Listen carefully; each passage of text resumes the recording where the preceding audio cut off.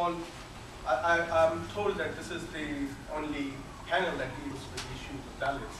And in the left forum, there has not been much issues, or it's never. So this is the first time. So that shows the situation of left, the communists, the Marxists, and how robustly we are open to discuss the issues of marginalization. So that is an evidence. On that note, on the poster it was mentioned that the JNU incident magnified the Dalit movement, and it has to, in the riposte to that, actually JNU student movement led by the leftist circles has not asserted but actually duly appropriated the Dalit consciousness that was taking place. So the panel we have is Dalit Spring finally. I say no. And I say no, given its current state, it is impossible. If ever it is led by some fanatic, it will lead to a dismal and atrocious failure, almost genocidal, and a great humiliation to the exporters and importers of revolution and violence. So why is Indian Spring impossible? One of the reasons is we have the curses of caste, and second being the unconscious condition of one's position into the intricate form of caste as an accessibility. I will come to it in a later presentation. We have to understand the population of India is a multi-streamed and in a manifold diversity. The areas of urban geography, for example, have amplified narratives of segregation. It is clear with the names of streets or the areas that named after Dalit or subaltern icons, which have to be found in every major city. So if you go to Ambedkar Nagar, or Jai Bhim Nagar, or Phule Nagar, you'll find this in every major cities. So that is an evidence of how segregation is predominantly present. However, in contrast, the stories from the semi-urban or rural locale seldom receive mainstream attention as it has to, especially relating to the caste discrimination on a regular basis, on a constant regular basis. So revolution is characterized by spatial irrationality that is streamlined to the possibility which has, the citadels of powers that are located are usually in urban centers, the capital places, the bureaucracies, the ministries. So these are the locations where revolution can actually take place. As taking example of French Revolution, for example. But in Indian context, we see the segregation plays an important role because the margins of the urban localities or the metropolitan areas are where the suburbans live, and so to have this kind of a constant revolutionary ideals being propagated is not foreseeable given its state. So let me engage with the idea of nation when we talk about revolution. So let's start with this. What is it? I think that for me the idea of a nation is a farcical conception,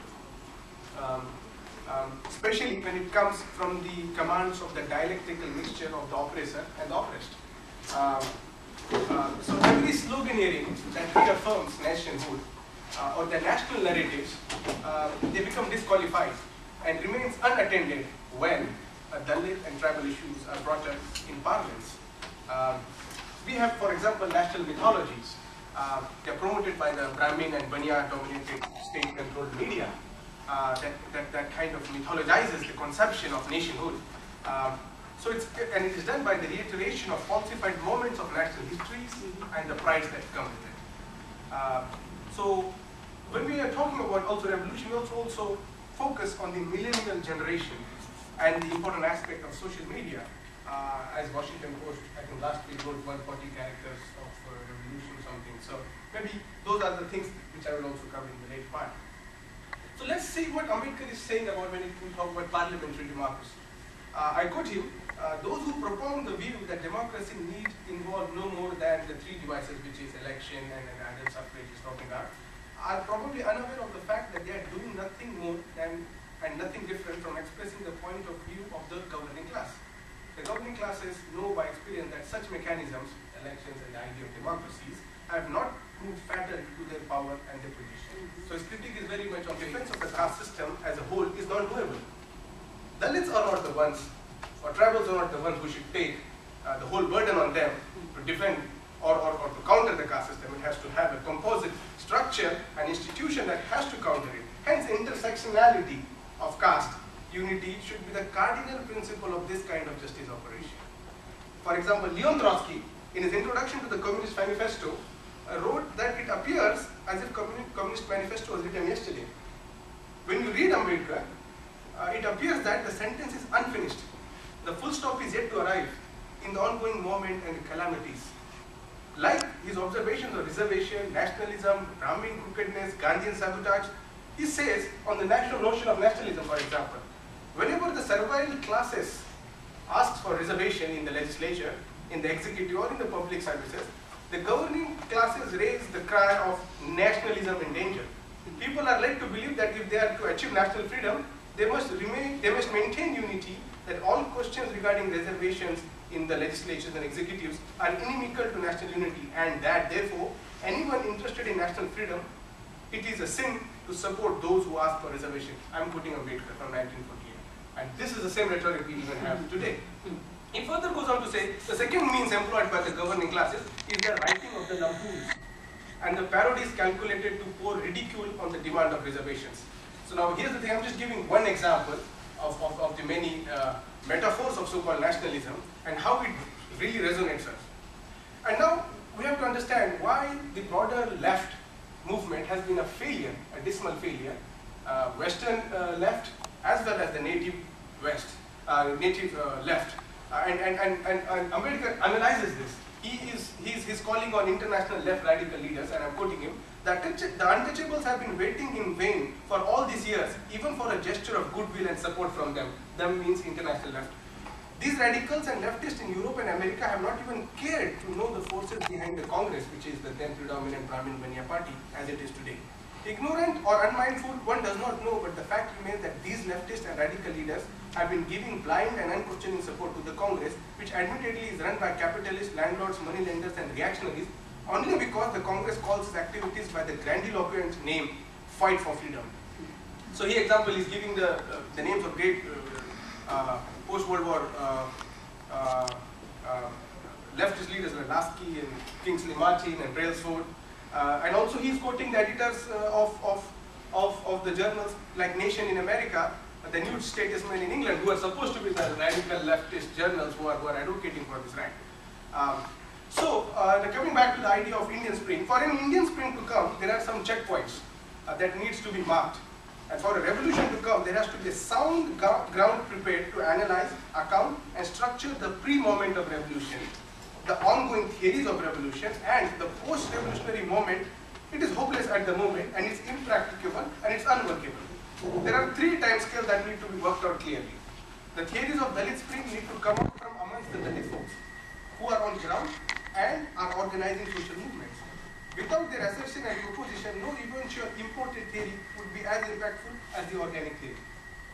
Given the current condition, there are no efforts directly and indirectly visible of such nature.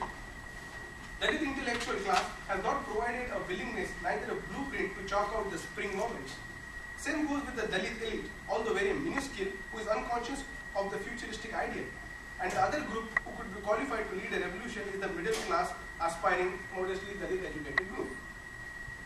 These classes, however, comparatively educated compared to other suppressed caste and subcaste folks, is excessively wandering to opportune on the available methods to contravene with the oppressing caste. However, this class is on the verge of its own identity. Its emergence is trying to fit its attributes with social consciousness in various spheres of their presence, like workplace, social life, private reality, and in intimate relations, trying to pronounce an Ambedkar which haphazardly is not a sanitized Ambedkar, rather a repetitive Ambedkar. It is the popular victim of the falsified imagery that is kept in superstitious presentation of Ambedkar. This is more harmful as the social media generation has access to unmediated resources that have generated a new reactionary zeal. There is a very little scrutiny done, for example, on WhatsApp groups, where a thumb takes you to a myriad of sophisticated but unyielding realities. This hyperactive and reactive populace needs to be controlled, else it will follow the gratuitous mandate of the Brahminical lot, effectively become the victims of muscular, male, anti-everything nationalism. These distinctions help us to locate our argument how to move ahead with the notion of an Indian Spring. For example, left and the right have training camps for the students. You go to any university campuses, you have, but no Ambedkarite dedicated student camps or this cadre camps are organized. So that is one of the reasons where we can see it's been not as organized. And now let's talk about Marx. Here's the thing, Ambedkar disagreed with Marx, and it is fine for one revolutionary to disagree with other. After all, these are the common perceptions leading to philosophical traditions that work towards changing the, to quote Marx, change the world. Therefore, Ambedkarian enigma is multifaceted, as it reckons the dialectical construction of the capital of other. In this construction of the other, as a philosopher from Brandeis, Raja Sampath puts it, caste system creates a false consciousness. The mendacity of the lower caste struggle is proposed in adulthood. This repetition of egoized self results in the suffering. The suffering bears the responsibility of self-consciousness, embodied in the breaking away of injustices. Now, the Indian left have failed to provide an authentic Marxist leader that is a genuine working class subaltern. Marxism continues to be an overwhelming manifestation of bourgeois culturally privileged caste folks. It is very difficult for the caste-ridden mentality to engage with the actual issues of caste, whosoever it might be. Even the left, or the Marxist, or communist, will not discuss the organic forms of repression, let alone abolish it. Hence, the profligacy with the working class movement is in the class sense. Class, again, is a social relation, and Marx puts the common good in the labor and means of production has the materiality of the common, which is not an isolated concept, but a common good. Dialectical materialism that bears consciousness of the collective or collective consciousness has to do with this common forms of labor processes and means of production. In a capitalist society where matter is an essence of development of civility, which is working class or the proletariat, is a creation of the usurper. The capitalist modes of production creates this. However, the caste as a social unit is a creation of religious sanction that holds absolute authority over other forms of civility, and in this case, the market, private, and governing spheres. So the Indian left should undertake, example, if they really want to work, the project of delegitimizing absolute control of Brahmins on the sacred spaces of control, temples.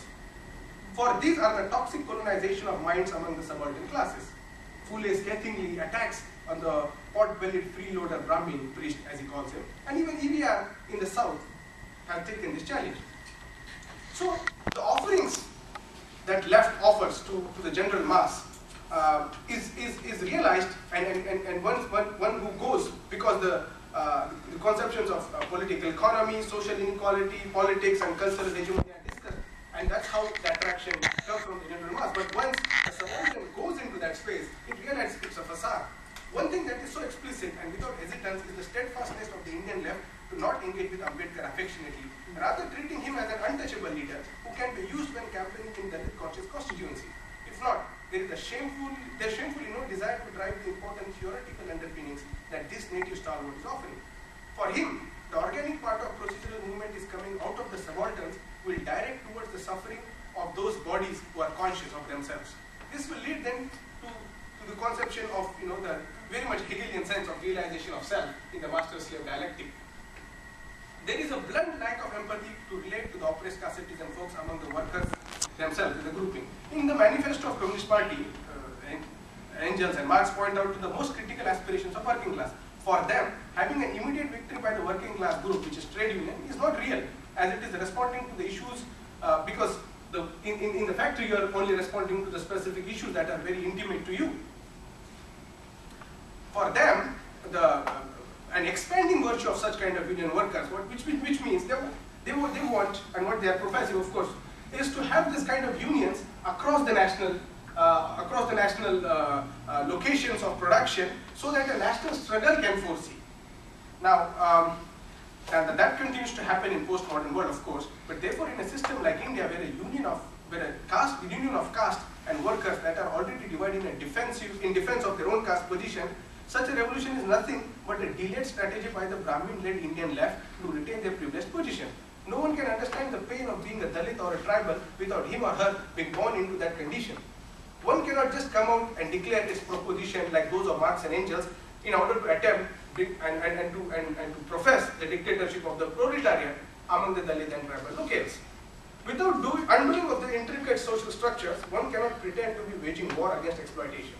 For the class structures like those of Europe and other modern capitalist societies, Indian situation too argues for the development of counter-narratives to the traditional hegemony. and it has to do with the Ambedkarite logic, where Ambedkar not only engages with the relation of history as a narrative of the victor, but an addition to advancement of one's power's position. So he's basically the Walter Benjamin logic, where the victor writes history and then how it constructs to fit its narrative. But Ambedkar is going further and he's saying it is to retain one's own predominant position.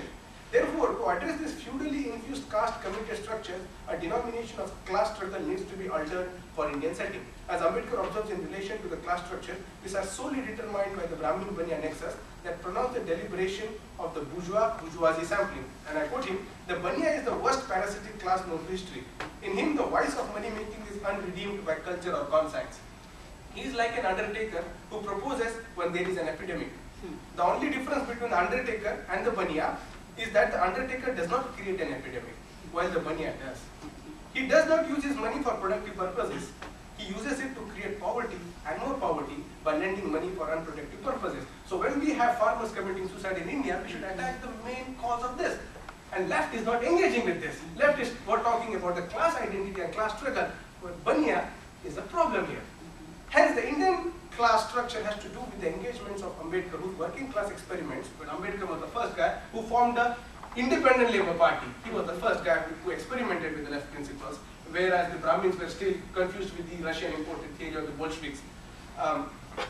So Ambedkar, whose working class experiments and lifelong struggle for the working class in the truest sense, which is backward and scheduled caste as a grassroots activist in himself, and as a member of Executive Council and as a Constituent Assembly chairperson, and as also organizer, reflects a tall and yet reachable personality, like those of Marx and Engels, for example, where a subaltern is difficult or to decipher the complicated writings of Marx, the complicated writings of Engels. However, there are also reservations towards Ambedkar by the same left who wants to fight for working class with an imported but restricted logic of inorganic Marx. The Communist Manifesto was written by under 30 white European market benefactors. In contrast, Annihilation of Caste is written in the ongoing movement. Ambedkar is in conversation with highly acclaimed work on the anti-caste movement, providing existential clarity of beingness. So, if the Indian left has to be, it has to be sans Brahmin left. Only servile classes can be the true representatives of themselves. In Ambedkar's words, only those who belong to the service class can be trusted to protect the interest of that class. Unlike Dalits, Brahmins have privilege and luxury to read theories and attain it for the subaltern struggle. However, nowhere close to the Dalit and tribal situation is that of the Brahmin. A Brahmin is not being brutally slaughtered for his or her virtue of being just a Brahmin. She is not on a receiving end, and in the specifically caste-dominated society. In fact, being a Brahmin and allied caste folk is to enjoy the position unquestionably. Brahmins cannot be communist for Dalits. Brahmins lack subjectivity. So, Brahmins, they read Marx. Dalits make Marx. We need a fresh theory and operating model that would suit the Indian immediate needs. Thank you.